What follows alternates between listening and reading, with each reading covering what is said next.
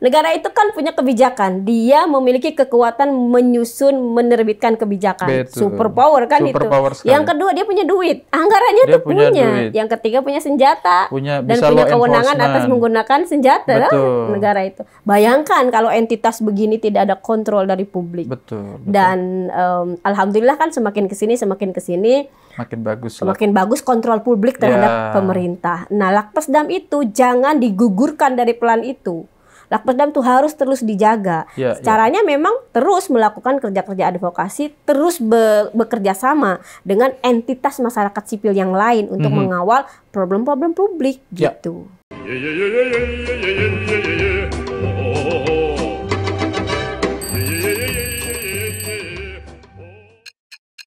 Assalamualaikum warahmatullahi wabarakatuh.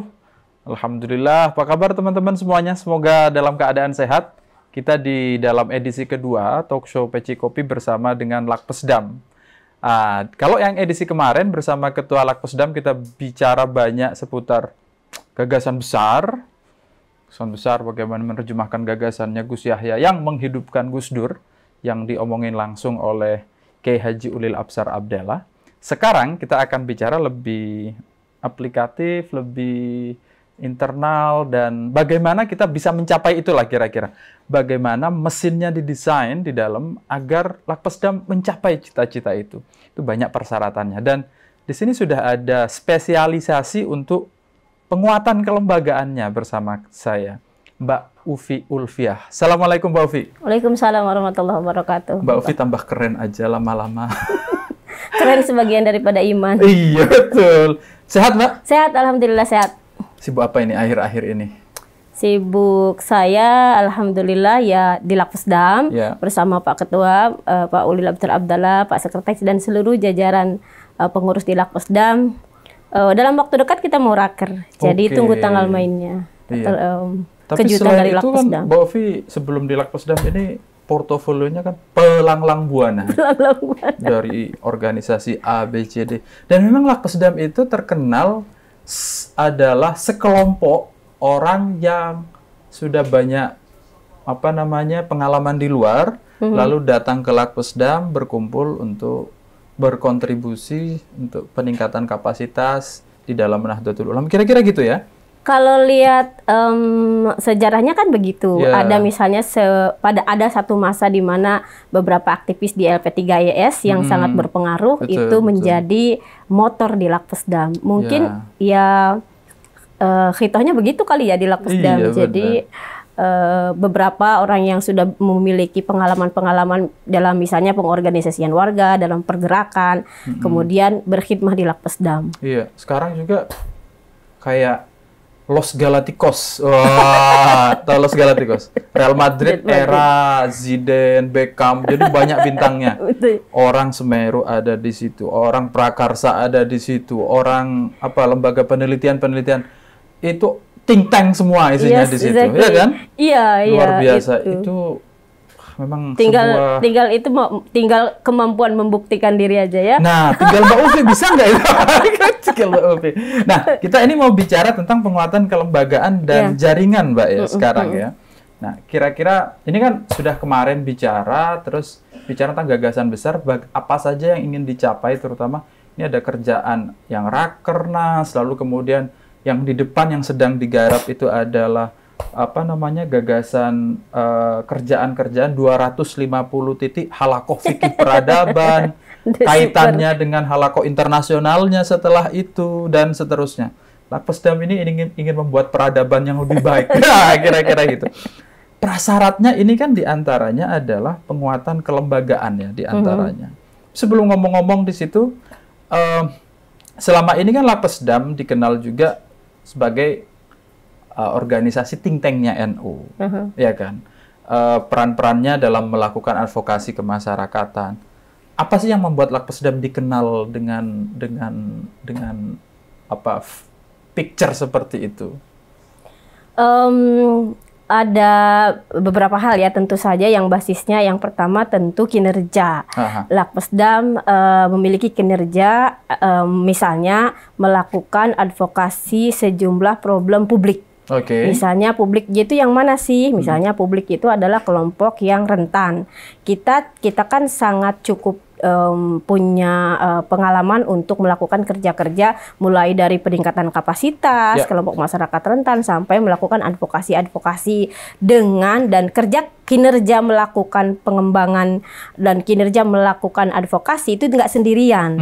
Itu bekerja sama dengan entitas kelompok masyarakat sivil yang lain gitu. Nah, dari situ kan kemudian Lakpesdam pada konteks publik gitu ya dikenal kinerjanya melakukan advokasi problem-problem sosial yang itu cukup krusial seperti misalnya mengatasi konflik agama, memastikan kelompok-kelompok rentan mencapai atau mampu mengakses haknya.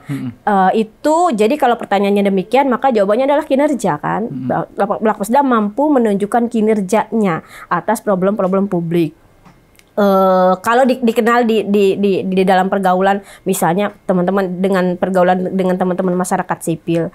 Isu lain misalnya Lakpesdam yang cukup sampai hari ini membangun kemitraan itu misalnya soal keterbukaan pemerintahan, open government, termasuk anti korupsi, transparansi anggaran. Saya sendiri pernah ketika di Lakpesdam menjadi koordinator program untuk transparansi anggaran, melakukan audit sosial. Audit sosial tuh satu metodologi di mana masyarakat warga menuntut keterbukaan atas informasi. Waktu itu kami di Sumeneb, informasi yang kita dorong untuk dibuka itu jaminan kesehatan masyarakat ya, Jamkesmas waktu itu. Nah, kita bersama dengan teman-teman masyarakat sipil yang lain yang bekerja untuk problem-problem keterbukaan informasi. Begitu, jadi memang kenapa kemudian dikenal karena ada kinerjanya kira-kira gitu. Oke. Berat sekali ini jadi pengurus Lakpesdam. Enggak juga sih. Karena orang lain yang bikin masalah, Lakpesdam yang menyelesaikan. Nah, kan gitu. Jadi menyelesaikan masalah sosial kan. Jadi orang lain yang membuat masalah, Lakpesdam yang mencari jalan keluarnya. Wah. Ini ada syaratnya nggak, Mbak, kalau jadi aktivis Lakpesdam itu? Ya di NU pastikan syaratnya adalah hidmah li kalimatin nahdiyah ya. Tapi kan beda. Gitu. Lakpesdam kita bicara sekelompok pengurus orang-orang dengan latar belakang aktivisme yang kuat, lalu kemudian kepedulian sosial yang tinggi. Loh, kok saya yang bicara kriterianya ini? Kriterianya. Begini, ketika saya masuk ke Lakpesdam misalnya, saya mempelajari dokumen kelembagaan dan kemudian itu kan sejarah Lakpesdam yang kita pelajari, itu satu. Yang kedua, melihat secara langsung para pengurus Lakpesdam karena waktu itu kan saya masih eksekutif ya pada ketika saya masuk 2008. Nah, ternyata kan ada sejarah yang sama yang dijaga oleh Lakpesdam di dalam konteks misalnya kepengurusannya. Sebenarnya yang ngejaga kan PBNU berarti ya, karena PBNU kan yang memilih pengurus Lakpesdam, yaitu misalnya orang-orang yang berada di Lakpesdam itu, para pengurusnya dari pendahulu sampai kemudian ketika saya masuk itu memiliki karakter building yang sama. Misalnya mereka adalah orang yang dibesarkan di pergerakan, di pengorganisasian warga, di pengorganisasian masyarakat. Lalu kemudian memiliki kemampuan metodologik untuk melakukan kerjanya gitu. Misalnya mau melakukan upaya perubahan sosial di dalam problem A atau B gitu ya. Nah, di Lakpesdam itu dikembangkan sejumlah metodologinya gitu sehingga tahu caranya lah kira-kira ya gitu. Itu tadi kita cerita tentang kapasitas yang harus dimiliki oleh individu nih ya. Oleh individu yang ada di dalamnya yang dari dulu memang begitu punya track record yang keren-keren. Punya kemampuan metodologi. Dia tidak cuma punya gagasan mau melakukan perubahan, tapi how to-nya dia tahu. Sudah terbiasa how to-nya. Nah, sekarang kalau lembaganya sendiri, kemampuan kelembagaan apa sih yang berbeda dari Lakpesdam dibanding barangkali lembaga-lembaga lain di internal NU deh katakan. Begini, kalau perbedaannya dengan lembaga lain di lingkungan NU, saya tidak terlalu cukup bisa membaca kondisi existing si lembaga-lembaga di lingkungan NU ya selain Lakpesdam gitu. Tetapi prasyarat apa sih yang harus dimiliki oleh lembaga apabila lembaganya itu kita asumsikan sustain, berlanjut dan tahan gitu ya. Lembaga itu kondisinya sebenarnya ada 3 kan yang kita tahu. Satu dia tumbuh, yang kedua dia berkembang, yang ketiga dia dewasa. Tumbuh, berkembang, dewasa. Nah, Lakpesdam itu dulu pernah diassess oleh salah satu mitra kami dan hasilnya adalah Lakpesdam itu lembaga yang tahan. Nah, apa itu? Tadi katanya ada 3, tumbuh, berkembang, dewasa. Kok ada tahan? Enggak, maksudnya gini. Ada beberapa indikatornya. Jadi gini, ada 5 domain kelembagaan yang itu menggambarkan kondisi existing di lembaga itu harus kayak gimana sih? Yang pertama adalah soal efektivitas. Efektivitas itu seputar bagaimana sistem politik di dalam lembaga itu. Kan ada sistem kuasa kan, ada sistem politik lah gitu di dalam lembaga itu. Nah, apabila lembaganya ini menunjukkan satu sistem politik yang menunjukkan misalnya ada distribusi peran-peran yang merata, lalu kemudian ada sistem keterbukaan dan sebagainya. Lalu kemudian kalau efisiensi itu berkaitan dengan sistem pelaporan, quality perencanaan dia dengan kondisi implementasinya.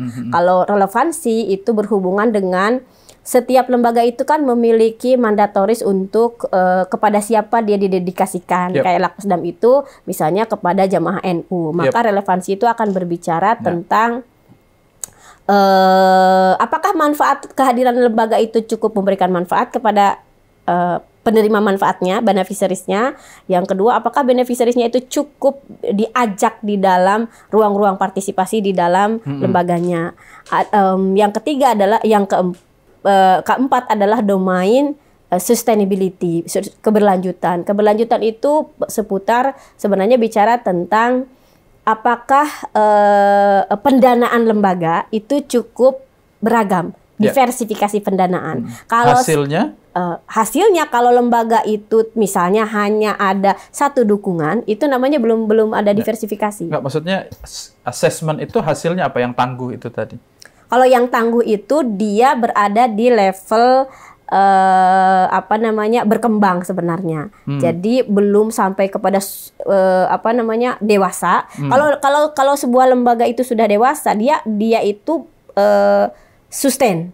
Dia juga tahan. Apa beda? Kalau sustain itu dia berlanjut, misalnya dipastikan ada diversifikasi pendanaan. Tapi kalau tahan, dia itu tahan atas seluruh kondisi. Kita tahu kan bahwa di dalam lembaga ini tidak berdiri sendiri, dia berhubungan dengan kondisi eksternal di luar dirinya. Nah, apakah dia cukup tahan dengan kondisi dinamika? Faktor sosial ini kan dinamis, ada dinamika, ada segala macam lah, termasuk misalnya konflik. Apakah dia cukup tahan? Nah, ketahanan itu bisa diukur. Dari tadi itu ya ukuran-ukuran ya ada namanya ukuran, Mas Rojali, satu tools untuk mengukur lembaga itu namanya indeks kinerja organisasi. Indeks kinerja organisasi. Yes, itu ada toolsnya.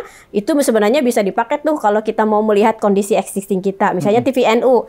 Saya mau lihat TVNU itu tumbuh, berkembang apa dewasa sih. Nah, itu bisa diassess. Lakpesdam punya alatnya dan bisa digunakan partisipatif dan ada hasilnya. Enak banget kalau misalnya kita pakai itu, kita jadi tahu kondisi existing kita itu apa. Karena kita tahu kondisi existing kita, so we know what would like to do kan. Gitu. Nah, Lakpesdam itu selain dia pernah diassess dirinya sendiri gitu oleh eksternal memang supaya tidak bias kan. Jadi oleh kalau yang diri sendiri mengakses diri sendiri bagus semua hasilnya. Iya, gitu sih. Sampai waktu itu Lakpesdam mengakses setiap staf. Jadi setiap staf di Lakpesdam itu diakses dia kecenderungannya nanti kayak gimana. Kayak saya waktu itu. Hasilnya apa? Saya itu cocok atau enggak kerja di air? Ya itu kayak begitu. Cocok enggak kerja di air gitu. Ada itu hasil seluruh staf Lakpesdam.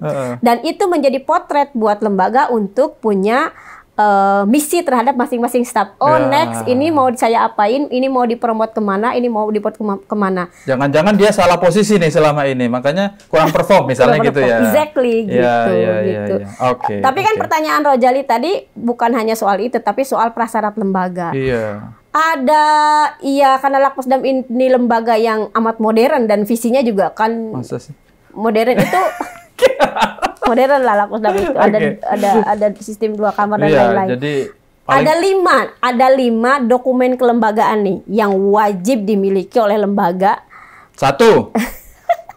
Apa SOP itu? Keuangan. SOP keuangan. Jadi untuk jadi modern itu ada 5 prasyarat. Ini pimpinan lembaga ini harus ngerti. Tapi kalau nggak mau modern nggak apa-apa. Ini kan harus menjadi 1.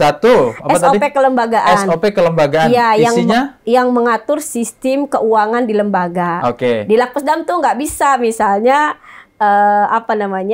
ini keluarin uang, ini nggak bisa. Di Lakpesdam tuh ada sistemnya, harus diajukan dulu pengajuannya ke sini, dari sini di review di sini, setelah di review kemudian masuk ke approval, dan approval masuk ke itu ada sistemnya di Lakpesdam. Sehingga SOP keuangan ya, ketenaga kerjaan. Ketenaga kerjaan itu ngapain? Sistem rekrutmen, sistem jabatan, sistem jabatan, sistem reward dan sebagainya itu ada SOP ketenaga kerjaan. SOP pengadaan barang dan jasa. Dan jasa. Procurement itu ya? Yes, procurement. Bayangkan di Lakpesdam ada kayak gitu. Ada procurement. Jadi beli sesuatu itu nggak asal gitu. Jadi kalau misalnya mau beli mau beli gorden gitu, harus ada pengajuan dulu. Harus ada biddingnya. Bidding. Toko ini di bidding, mana yang lebih murah, mana yang lebih logik. Kayak gitu. Yang keempat, sistem rencana strategis. Rencana strategis yang memuat visi, misi, program prioritas yang kami akan lakukan nanti tanggal 2 dan 3. 2, 3, 4. Itu rakernas itu ya nanti ya. Bentuknya raker, tapi yang hasilnya adalah rumusan rencana strategis Lakpesdam dalam satu periode ini. Dalam 5 tahun gitu. Jadi lembaga tahu kami tuh 5 tahun mau ngapain. Mau mencapai mana nih? Iya, dengan itu pun diatur dengan langkah-langkah metodologik di Rensra itu gitu, sehingga nggak ngawur juga kan. Nanti tujuannya bikin produk Apple kan nggak mungkin juga. Kan ada itu smart kan, spesifik, measurable, achievable, realistic, and timeline. Itu biasanya terukur lah ya waktunya. Iya, terukur waktunya, ditentukan waktunya. Itu tadi 4 baru, Itu metodologi. Yang 1 terakhir. Jadi sistem monitoring, evaluasi, and learning. Itu terjadi di kami itu diterapkan meskipun tidak sangat rigid ya, tapi itu ada sistemnya, ada SOP-nya. Itu yang membuat Lakpesdam selama ini lebih modern ya kesannya. Memang kan selama ini salah satu lembaga yang cukup dikenal dan sustain di Nahdlatul Ulama diantaranya kan Lakpesdam. Jadi kuncinya 5 itu ya? Iya, jadi lembaganya sudah punya sistem. Jadi sistem itu bukan perorangan, tapi lembaga. Sehingga siapa yang masuk ke Lakpesdam, dia dikunci dengan sistem itu. Itu adalah menurut saya bukan syarat. Sistem di lembaga itulah yang pemangku utama Lakpesdam sustain.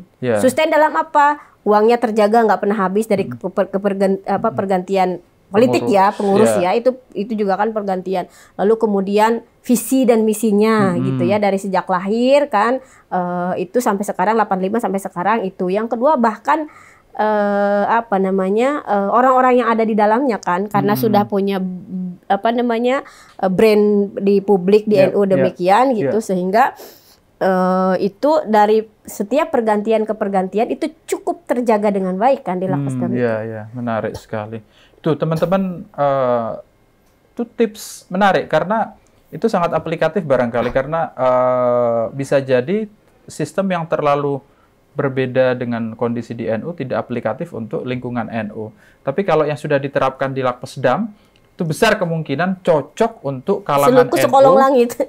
Karena sudah dipraktekkan oleh Lakpesdam yang itu kulturnya kultur NU tapi membuktikan diri bisa menghasilkan sistem atau iklim yang sustain dengan cara yang modern di iklim Nahdlatul Ulama yang masih santai gitu kan, nggak apa namanya USAID itu kan cara kerjanya kan. Maksudnya maksudnya nggak sekaku itu ya kan, ada smoking area di pojokan.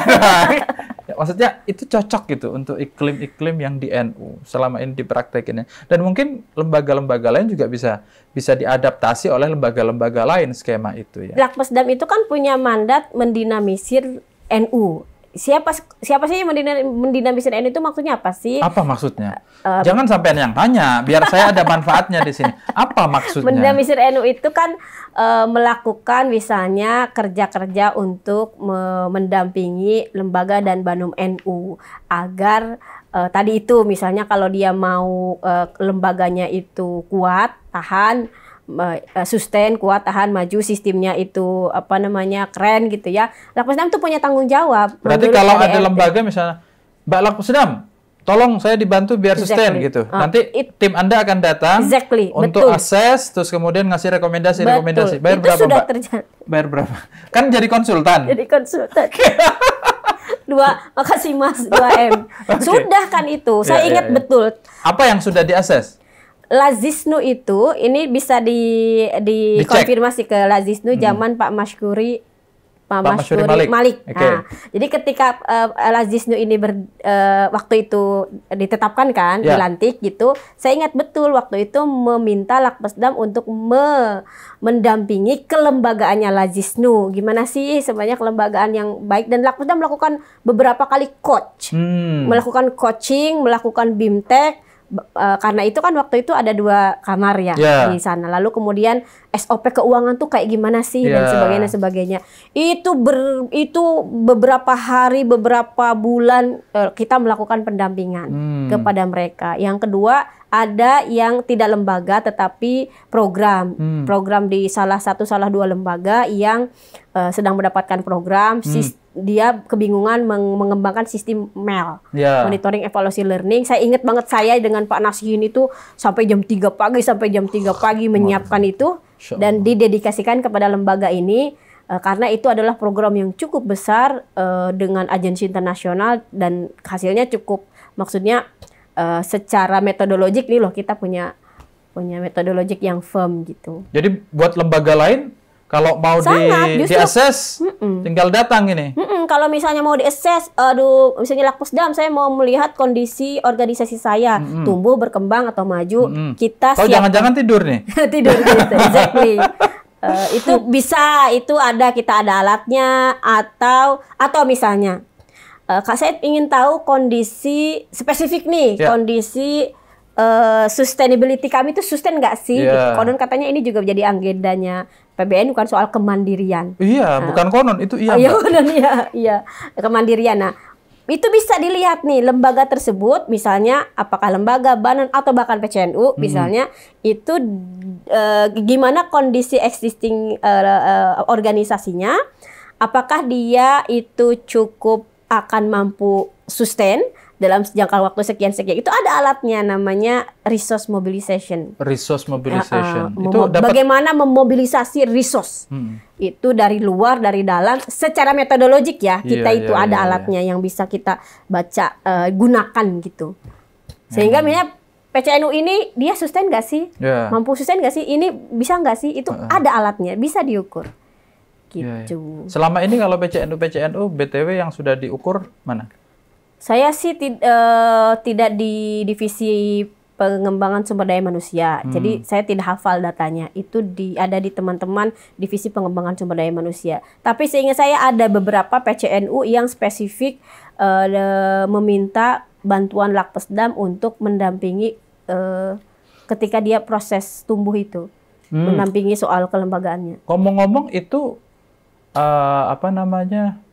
hanya akan terjadi jika ada permintaan, atau Lakpesdam punya program untuk approach, datang ke program rutin approach ke ini? Ada 2 itu sih, ada 2 itu. Yang pertama, yang datang tentu kita biasanya melayani, lalu kemudian Lakpesdam juga melakukan beberapa approach kepada kepada PCNU di bawah. Dulu saya ingat banget kalau nggak salah di Sleman kita punya program 2015 yang kemudian PCNU-nya, cuma Jawa Tengah, saya ingat Jawa Tengah, itu kemudian kaget. Kan waktu itu teman-teman dapat program dari kita. Lalu kemudian kita kan punya aturan main pengelolaan program. Betul. Ya, lalu kemudian si PCNU-nya tuh kaget. Oh, begini ya, laporan keuangannya harus begini. Harus waktunya harus sekian, laporan keuangannya harus begini dan sebagainya. Diadopsi sama PCNU. Akhirnya? Akhirnya diadopsi menjadi sistem di PCNU, bukan hanya di Lakpesdam jadinya.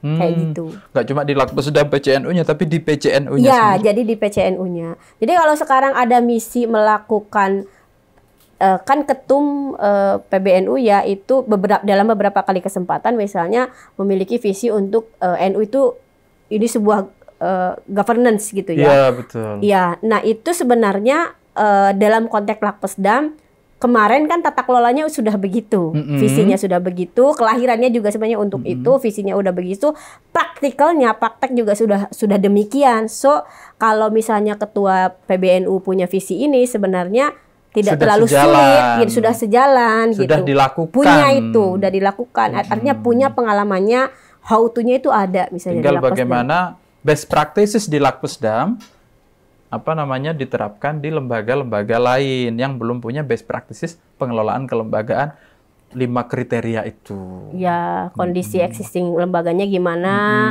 Apakah 5 dokumen kelembagaan prasyarat? Tetapi begini Mas Rojali, itu kan terkesan seperti teknokratik banget kan? Iya. Ada begini. Hidup kita ini kan separuh 20-nya itu humor gitu ya, enggak ada. Iya. Tapi kan bisa dikerjain sambil bercanda itu. Iya, betul, iya. Ya, tapi kalau mengasumsikan sebuah organisasi yang tahan, sustain, menurut metodologi penguatan kelembagaan itu caranya itu. Ya. Tapi ada yang lain yang kita juga kan, saya bilang ke teman saya kan berhubungan dengan teman-teman masyarakat sipil ya, LSM gitu. Saya suka agak sombong aja gitu bahwa ada satu sebenarnya itu metodologi di ormas yang itu sangat kuat dan pada teman-teman masyarakat sipil itu belum cukup kuat. Apa yaitu itu? Pengkaderan. Jadi kalau kita bicara tentang sustainability, it's not also about money kan. Yang diukur ini kan uang, diversifikasi pendanaan kan di dalam metodologi yang kami juga gunakan itu dari separuh 20-nya dari luar itu. Nah sebenarnya saya juga sebenarnya merasa tertantang dengan ini dan sudah menyampaikan ke Ketua Lakpesdam. Memang kan salah satu prasyarat keberlanjutan sebuah organisasi itu adalah sumber daya manusianya di organisasi tersebut. Betul. Gitu. Nah bagaimana dong caranya, ada nggak sistem di dalam organisasi tentang bagaimana pengembangan sumber daya manusia gitu. Di ormas ini itu khas banget. Di ormas ini justru di ormas lah di Indonesia yang cukup kuat memiliki sistem pengembangan sumber daya manusia. Karena itu di NU nggak bakalan kekurangan orang. Contoh banget misalnya soal keadilan dan kesetaraan gender gitu ya. Di kita mah ada nggak ada donor gitu ya, ada tidak ada itu Republik Indonesia, nggak saya bercanda, ada atau tidak ada itu kan tetap terus dilakukan, ada berkelanjutan, mulai dari bawah SKK, itu ada IPPNU, ada Kopri, ada Muslimat, saya 2 bulan sekali tuh ngisi SKK yang isinya adalah bagaimana kita meliterasikan anak-anak muda dengan keadilan dan kesetaraan gender. Saya juga ngisi Mbak. Iya kan, artinya apa? Nyawanya itu kejaga kan? Kejaga gitu. Jadi nggak khawatir kehabisan orang. Kehabisan donor mungkin ya, tapi kalau kehabisan orang, artinya separuh prasyaratnya paling tidak sebagai, kalau sustainability syaratnya adalah kader dan donor, separuhnya kita sudah terjamin nih. Exactly. Saya pernah ditanya oleh teman yang senior banget di dunia masyarakat sipil NGO yang mengerjakan proyek ratusan miliar, itu dia bilang oke, saya yang akui itu bahwa di Indonesia itu ormas itu tahan kuat dari gempuran apapun kan kita tahan. Sekarang kamu bagi deh kalau kamu menyebutkan itu adalah pengkaderan, gimana caranya buat kami masyarakat sipil kan? Gitu. Saya bilang pengkaderan di lingkungan ormas itu ada metodologinya, ada pendekatannya sehingga itu bukan sebuah praktek tradisionalis yang itu asal gelar gitu ya. Enggak, itu ada metodologinya. Misalnya ada latihan kader dasar, ada sejumlah materinya, prasyarat narasumber, sekian hari, bentuknya adalah training, bentuknya adalah dan sebagainya. Itu ada metodologinya. Iya. Itu yang menjamin. Dan itu yang tidak boleh dilupakan, di level kaderisasi terendah itu ada pondok pesantren. Yang jadi anak IPNU, IPPNU, PMII itu mayoritas kan alumni pesantren. Jadi level kaderisasinya kita tidak pernah rapat dengan pesantren, tapi kaderisasinya senyambung itu gitu ya. Ini jadi saya pernah ngobrol-ngobrol sama seorang kiai, salah satu talk show itu, dan dia bilang kita nggak usah khawatir tentang masa depan NU. Selama pondok pesantren itu masih eksis, masih memproduksi santri, kader, NU itu masih akan ada terus. Karena dari situ tempat produksinya di situ, input awalnya, baru kemudian masuk ke kampus jadi IPNU, IPPNU, jadi PMII dan seterusnya dan sampai ke Lakpesdam, sampai kemana-mana. Kalau ketahanan ormas dalam konteks existing nggak bangkrut gitu ya, maka saya sombong nih, belajar ke ormas, masyarakat sipil itu, bagaimana ketahanannya. Kenapa sih ormas itu tahan, Muhammadiyah, NU dan lain-lain gitu? Dia punya ideologi. Betul, yang kedua dia punya sistem sebenarnya yang menggerakkan itu. Salah satunya adalah sistem pengkaderan. Saya suka berhusnuzon. Muhammadiyah itu kan salah satu organisasi yang salah satu yang tahan dan yang kuat di dalam konteks ketahanan finansial. Yes, exactly. Itu tahan banget itu Muhammadiyah. Saya sampai suka kalau negara ini bangkrut nih, Muhammadiyah itu nggak akan bangkrut gitu. Karena saking tahannya gitu. Muhammadiyah belajarlah sebenarnya gerakan masyarakat sipil itu soal ketahanan identitas, ketahanan terus ada, tidak mati itu kepada ormas. Itu saya malah suka itu ya, kepada teman-teman suka agak sombong gitu. Saya bilang gitu. Terus tetapi bahwa ormas sendiri perlu tadi itu misalnya melakukan banyak refleksi terhadap di dalamnya, gitu. Misalnya menyusun program itu harus terukur, harus dimonep, harus berasa betul manfaatnya kepada publik dan sebagainya. Cuman begini, yang unik sebenarnya ormas seperti NU dalam konteks ini kan kita adalah bagian dari NU, Lakpesdam. Kan punya kekhususan dalam arti hubungan ormas, makanya pertanyaan Mas Rojali kan tadi gimana sih bisa dikenal di publik gitu, Lakpesdam. Kenapa? Karena begini, spirit ormas sebagai entitas masyarakat sipil itu harus dijaga. Apa maksudnya spirit menjadi masyarakat sipil? Kadang dia menjadi mitra strategis pemerintah. Betul. Kadang dia menjadi mitra kritis pemerintah. Betul. Tapi basisnya adalah pemerintah itu harus dikontrol oleh publik. Makanya tenaga untuk menjadikan Lakpesdam sebagai entitas NU yang menjaga kekuatan masyarakat sipil dalam arti melakukan kontrol, melakukan advokasi, kadang berhadapan-hadapan, kadang menjadi mitra, itu penting. Identitas Lakpesdam kayak begitu itu yang katanya rasa kayak LSM gitu ya. Sebenarnya maksudnya begitu. Maksudnya adalah harus ada entitas yang secara berkelanjutan melakukan kerja-kerja kontrol terhadap pemerintah, membuat berbagai macam gerakan kinerja yang ya itu tadi kadang kritis, kadang menjadi mitra strategis. Itu penting, itu yang nggak bisa ditawar justru. Bahwa harus ada kekuatan penyeimbang atas aktor bernama negara. Bayangin loh, negara ini, tapi nanti jadi saya jangan diklaim anti negara ya. Enggak. Nanti kita viralkan aja. Kita bilang negara bahwa ini apa namanya kelompoknya apa yang kelompok 2 itu yang pro sama nggak pro sama Pak Jokowi itu dulu itu. Kadrun dan apa namanya itu. Ya, itulah. Satu, negara itu kan punya kebijakan. Dia memiliki kekuatan menyusun, menerbitkan kebijakan. Betul. Superpower kan Superpower itu. sekali. Yang kedua dia punya duit. Anggarannya Dia tuh punya punya. duit. Yang ketiga punya senjata. Dan bisa punya law kewenangan enforcement. atas menggunakan senjata lah, Betul. negara itu. Bayangkan kalau entitas begini tidak ada kontrol dari publik. Betul. Dan alhamdulillah kan semakin kesini makin bagus lah. semakin bagus kontrol publik terhadap pemerintah. Nah, Lakpesdam itu jangan digugurkan dari pelan itu. Lakpesdam itu harus terus dijaga. Caranya memang terus melakukan kerja-kerja advokasi, terus bekerja sama dengan entitas masyarakat sipil yang lain untuk mengawal problem-problem publik gitu. Oke. Menarik sekali sebenarnya. Ya itu memang harus dilakukan karena kalau tidak kelompok sipil yang mengontrol ngontrol kerjaan pemerintah itu sulit juga. Contoh misalnya sekarang, dulu kan asumsinya DPR kontrol pemerintah, ya kan, parlemen kontrol pemerintah. Kita faktanya sekarang sering bermesraan dalam pembuatan kebijakan, jarang ada kontrol terjadi gitu-gitu. Karena politiknya sekarang kan politik apa istilahnya kata pengamat politik yang berkuasa di pemerintahan juga berkuasa di parlemen. Jadi itu membuat sistem kontrol itu tidak terjaga sepertinya di lembaga negara itu, di dua lembaga negara. Maka penting buat entitas politik, entitas civil society untuk menjaga perannya sebagai kontrol. Kalau di NU yang paling tajam adalah Lakpesdam.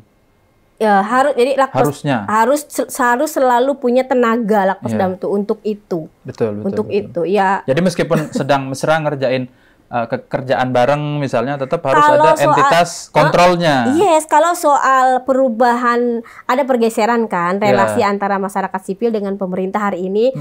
Dulu pada zaman Orde Baru, sekarang pasca Orde Baru itu memang ada pergeseran. Dulu kan wis-wis banget kan gitu. Wis-wis. Sekarang itu tadi itu mitra strategis, mitra kritis begitu. Kalau saya begini, mitra strategis gitu ya, bentuknya kan biasanya bekerja sama dengan pemerintah, menjangkau, mensukseskan program-program pemerintah ABC dan sebagainya. Loh, kalau kayak begitu udah jadi plat merah dong, misalnya kayak gitu ya. Saya paradigmanya begini teman-teman, dan ini juga buat teman-teman Lakpesdam di daerah. Pilihan menjadi mitra strategis itu juga penting karena apa? Menurut saya paradigmanya harus dibalik bahwa kita ini memiliki hak terhadap tata kelola pemerintahan, terhadap nasib bangsa ini. Iya, betul. Nah, suka atau tidak, bangsa ini kan dikelola oleh sumber-sumber, misalnya APBN dan sebagainya, yang selama ini itu punya keterbatasan luar biasa terhadap rakyat masyarakat sipil untuk bersama-sama melakukan pengelolaan, ya kan? Selama ini kan undang-undangnya yang ada adalah untuk company ini boleh mengelola duit APBN itu loh, Mas Rojali, itu boleh, ada undang-undangnya gitu. Makanya kemudian dia menjadi mitra pemerintah mengembangkan program strategis di lingkungan pemerintah. Kita tuh nggak punya, paling-paling bansos begitu loh. Siap, Mbak. Berarti kira-kira terakhir ini, kalau kita kembalikan ke gagasannya NU yang akan melakukan melakukan serangkaian upaya untuk ambil bagian dalam mempengaruhi peradaban, ini gagasan NU sebesar itu, di dalam kita mesti ditata dengan sedemikian rapihnya organisasi-organisasi ini agar siap melakukan perubahan-perubahan itu. Karena kalau tidak, boro-boro kita melakukan perubahan untuk orang lain, ya kan? Ya, jadi visi itu keren kan, senang banget kan kita dengan visi sekarang. Tapi ada prasyarat. Prasyaratnya itu, organisasinya tadi itu harus. Dan itu yang akan dikerjakan Lakpesdam. Ya, insya Allah Lakpesdam itu kan sudah adalah serangkaian mandat dari PBNU untuk Lakpesdam, dan itu sangat luar biasa menurut saya, isinya sangat luar biasa. Kami besok mau raker justru untuk melakukan menyusun strategi, kita kira-kira menyelesaikan how to-nya. Bagaimana sih memastikan kan isinya soal misalnya pengembangan sumber daya manusia itu bagaimana mendistribusikan kader. Nah, itu kita akan membuat peta jalannya. Bagaimana mendistribusi kader. Besok tanggal 2 sampai tanggal 4 kita akan raker. Raker itu nanti siapa aja yang datang tuh? Raker itu pertama kita sendiri lingkungan para pengurus Lakpesdam dan sejumlah orang PBNU. Tetapi sebelum raker kita akan ada namanya pertemuan tim ahli. Tim ahli ini rencananya di sini di PBNU tanggal di TVNU sini. Oh, di PBNU. Tanggal 4 itu mewakili peneliti, akademisi, tokoh agama, agensi pembangunan yang sudah punya pengalaman, mitra-mitra Lakpesdam yang selama ini tadi itu bekerja sama untuk visi-visi perubahan sosial itu juga diundang. Anak muda berbakat? Anak muda berbakat. Hostnya nanti anak muda berbakat. Itu ada. Jadi kami ingin mendapatkan insight gitu ya dari publik terhadap Lakpesdam, karena selalu saja publik itu punya harapan ya terhadap NU yang kemudian true-nya itu Lakpesdam tuh ada gitu. Kita ingin dengar itu. Oke, siap. Terima kasih Mbak Ufi, gagasannya besar sekali ini. Tanya mau 30 menit, sudah 50 menit kita ini, sudah tak hitung itu. Tenang aja, nanti kita persingkat. Nah, terakhir Mbak, apa yang mau disampaikan kepada Hayalak Ramai? Wah, Halayak ramai. Tentang apa yang mau dilakukan Lakpesdam dan bagaimana sih kita mau terlibat atau bagaimana nanti? Pertama untuk Lakpesdam ya, karena Lakpesdam kan ada dari pimpinan pusat sampai daerah. Ini jangan sampai terjadi situasi Lakpesdam itu Lakpesdam itu bukan NU dalam arti begini. Kan sebenarnya terjadi beberapa situasi begini. Lakpesdamnya itu di daerah merasa keren. Kami sudah ada sistem dan sebagainya. NU belum. Itu keliru. Karena harusnya Lakpesdam itu kan adalah lembaganya NU. Dari atas sampai bawah begitu. Sehingga misi Lakpesdam itu harus merupakan kinerja yang itu kinerja untuk NU, untuk PCNU. Lakpesdamnya keren, udah dapat proyek banyak miliaran, NU-nya nggak dilibatin. Iya, itu keliru. Itu padahal kita ini adalah saya tegaskan pelaksana teknis dari NU. Karena itu semuanya yang ada di Lakpesdam itu kelemahan dan kekerenan tadi itu adalah NU. Oke, itu satu. Bukan yang berbeda. Itu catat oleh teman-teman. Kadang-kadang ada yang meleset gitu.